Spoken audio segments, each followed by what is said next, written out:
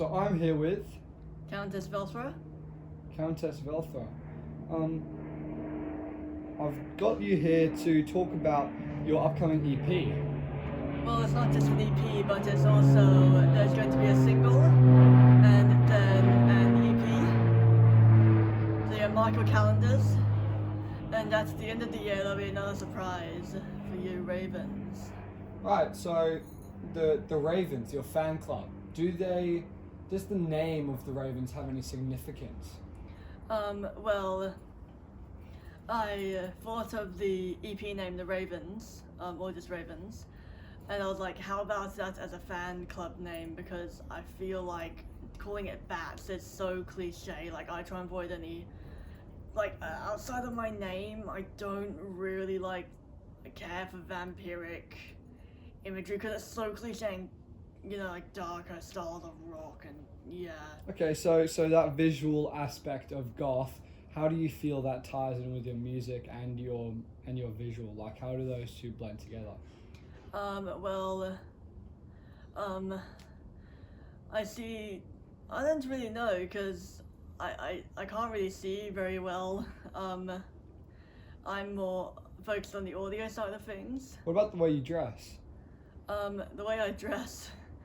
Well, I guess it's like right now it's more gothic, but sometimes I dress more heavy metal or punk. I'm not really. It's more alternative rather than gothic. I see. So on your new EP, it's only being released on YouTube.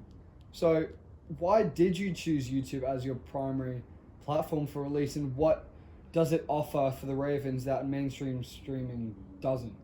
Well, okay, there's a few reasons. One, it's free, so I don't need to pay a distribution company like DistroKid or CD Baby a yearly subscription, which is nice.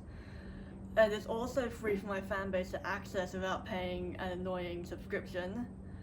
Because unlike Spotify, where you get a bunch of ads, you can't play the full song, it's really, really a pain in the rear. YouTube, well, you still get ads, it's still, it's usable, it's very nice, it's usable, I can advertise my stuff on Reddit and Discord. I do not have those servers, but to go into Reddit threads. Yeah. So the Ravens, it feels very personal, right? So would you ever do maybe a limited physical release of cassette, maybe vinyl? I'm not sure what. Is there any physical releases you'd give just for the Ravens?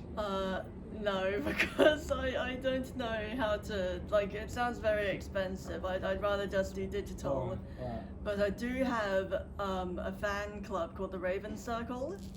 To all of those who follow me, I have 67 followers. You can post fan art, you can post fan mail, so it's like a fan club, and I love my Ravens. I love you guys.